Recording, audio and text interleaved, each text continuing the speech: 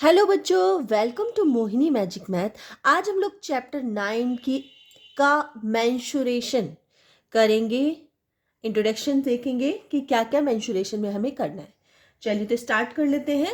सबसे पहले हमें जो हमने पहले पढ़ा हुआ है एरिया और पेरीमीटर हमने पढ़ा हुआ है। सबसे पहले आप लोगों को रिमाइंड करा देती हूँ कि पेरीमीटर क्या होता है। आप लोगों को रिमाइंड होगा कि अगर मैं बात करूँ पेरीमीटर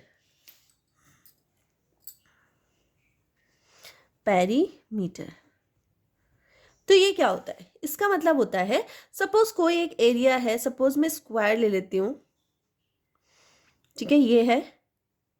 तो जो इसकी बाउंड्री होती है, ये जो बाउंड्री होती है, इस बाउंड्री को हम मेजर करते हैं और जो मेजर करके इसकी लेंथ आती है उसे हम क्या बोलते हैं, पेरीमीटर बोलते हैं। इसी तरह अगर मैं बात करूँ एरिया की अगर मैं बात करूं तो इसके अंदर का जो स्पेस होता है, जितना भी ये बाउंड्री स्पेस कवर करती है, तो इस कवर को क्या बोलेंगे हम, एरिया। ठीक है, इतना समझ में आ गया आपको। अब हम लोग ने जो लास्ट क्लास में पढ़ा था वो पढ़ा था, सबसे पहले हमने स्क्वायर का हमने पेरीमीटर एंड एरिया पढ़ा था। तो स्क्वायर का अगर मैं पेरीमीटर की बात करूं, दोनों में जल्दी जल्दी लिख देती हूँ। यहाँ अगर P और यहाँ A ऐसे लिख देती हूँ, पेरीमीटर,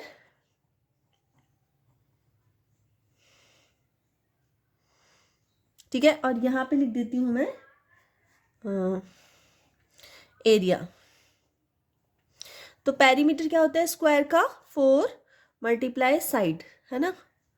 और अगर मैं स्क्वायर की एरिया की बात करूँ तो एरिया क्या होता है, साइड इंटू साइड, या आप बोल सकते हैं साइड का स्क्वायर। ठीक है, तो नहीं, ये हो गया स्क्वायर। इस तरह फिर रेक्टेंगल का आ जाता है। रेक्टेंगल का क्या होता है, चलो बताओ, पेरीमीटर और एरिया। तो पेरीमीटर क्या होता है, 2 bracket L+B, length into breadth. और इसी तरह एरिया क्या होता है, एरिया होता है लेंथ इंटू ब्रेथ, ये होता है। अब आ जाते हैं हम लोग नेक्स्ट ट्रायंगल पे। ट्रायंगल का बताइए पेरीमीटर एंड एरिया। तो इसका पेरीमीटर होता है 3 साइड,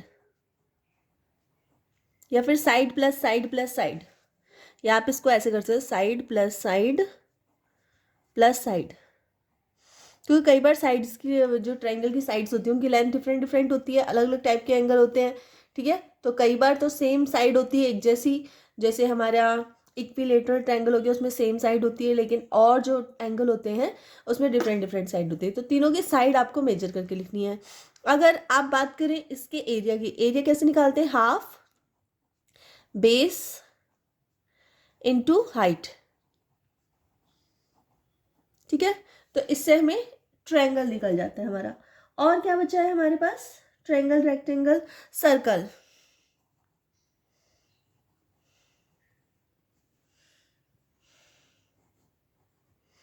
सर्कल ये L है, ठीक है। सर्कल का अगर मैं बात करूं पेरीमीटर की और एरिया की, तो सर्कल का जो पेरीमीटर है वो कितना होता है, 2πr। और अगर एरिया की बात करूं तो क्या होता है, πr²। ठीक है, ये हमने पढ़ा था। इसके बाद हमने सेमी सर्कल भी पढ़ा था। सेमी सर्कल, सेमी सर्कल की पेरीमीटर कितना होता है, तो इसका जस्ट हाफ, तो ये हो गया πr+d, d मतलब डायमीटर।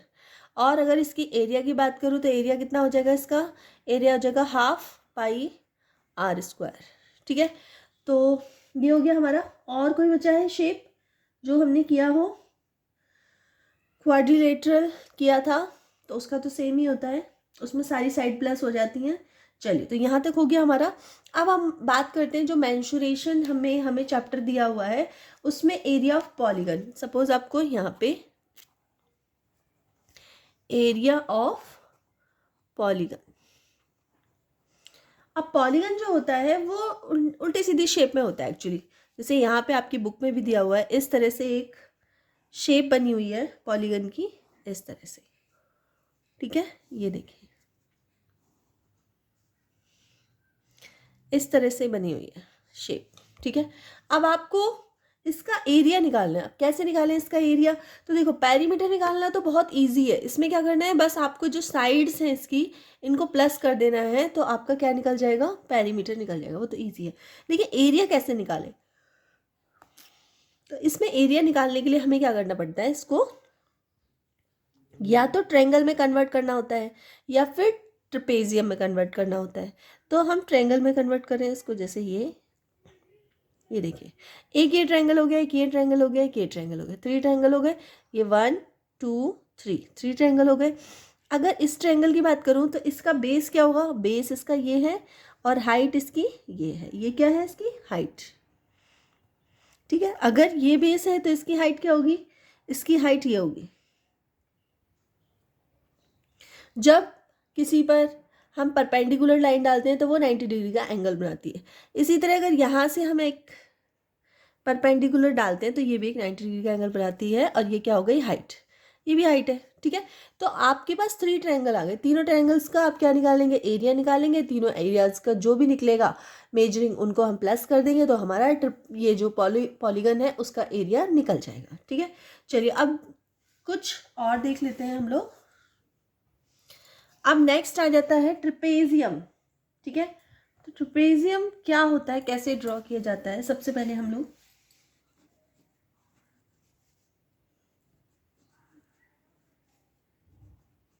ट्रेपेजियम, ठीक है, तो इसमें क्या होती है, सबसे पहले 2 पैरेलल लाइंस होती हैं इसकी।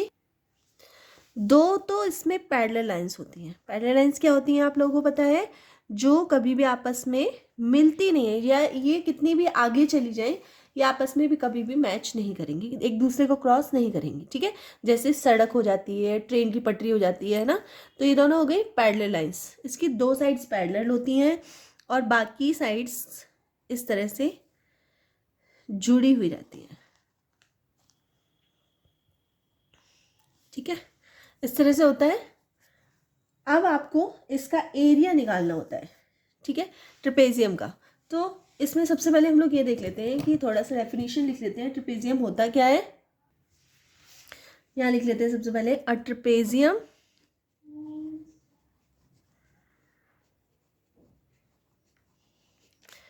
Trapezium is a quadrilateral.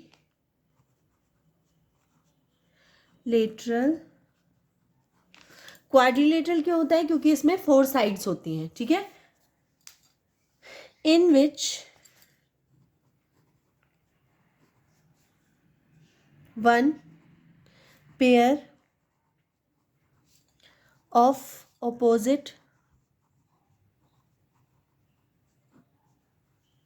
Side is parallel.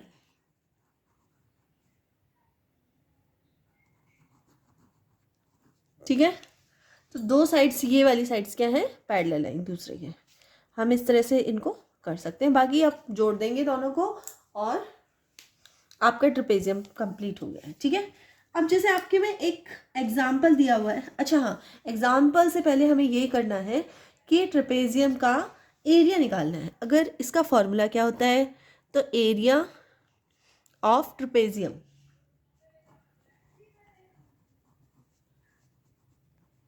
Trapezium, तो इसका फॉर्मूला क्या होता है, इसका फॉर्मूला होता है, सबसे पहले आपको 2 पैरेलल लाइंस दी हुई हैं। ठीक है, कोई बड़ी छोटी हो सकती है, साइज इक्वल नहीं होगा, साइज दोनों का डिफरेंट डिफरेंट होगा। तो क्या करेंगे हम लोग, a plus b upon 2 multiply height. ठीक है, मीन्स इनकी जो हाइट है, जैसे सपोज इसकी हाइट, पीछे जाते हैं हम लोग, सपोज जो इसकी हाइट है वो हाइट हो गई हमारी सपोज h। यहाँ से हाइट एक्चुअली यहाँ से लेते हैं, इस तरह से ये हो गई हमारी हाइट h। ठीक है, तो h हो गया। ये वाली लाइन, इस लाइन को सपोज हम बोल देते हैं a लेंथ की है ये, और ये वाली लाइन जो है वो b लेंथ की है। ठीक है, तो इसका फॉर्मूला है a प्लस बी, मतलब ये वाली लेंथ वाली लाइन एंड ये वाली लाइन, इन दोनों को प्लस करेंगे अपॉन 2 और मल्टीप्लाइड बाय h, जो इसकी हाइट होगी। तो इससे क्या निकल जाएगा, इस पूरे का एरिया निकल जाएगा ट्रेपेजियम का। ठीक है, नेक्स्ट आ जाता है हमारा rhombus.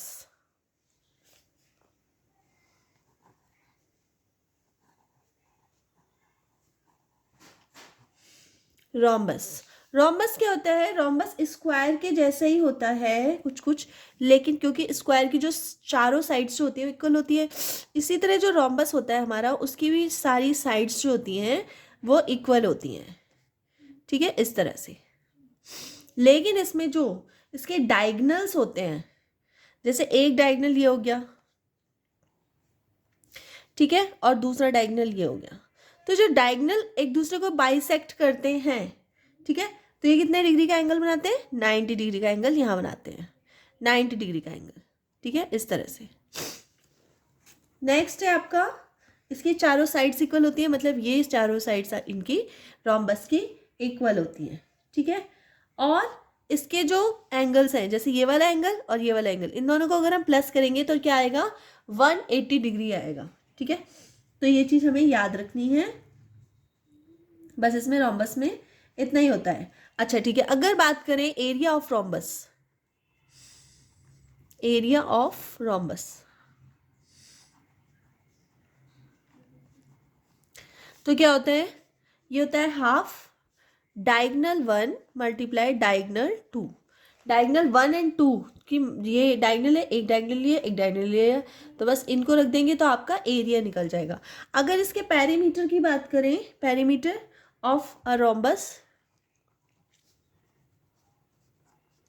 Perimeter of rhombus, perimeter of rhombus क्या हो जाएगा? इसका सिंपल सा हो जाएगा A4 मल्टीप्लाई साइड, ठीक है। तो इसका सेम होगा जैसे कि हमारा स्क्वायर में होता है, ठीक है। यहाँ पे मैं एक बार लिख देती हूँ ABCD, ठीक है। तो अगर मैं साइड की बात करूँ तो AB is equals to BC is equals to CD is equals to DE, D ये हो गया, AB हो गया, फिर BC, अच्छा BC क्यों होगा? BC तो डायगनल है, ये हो जाएगा BD, BD और फिर CD फिर AC, ठीक है। तो सारी साइड्स इक्वल हो गई।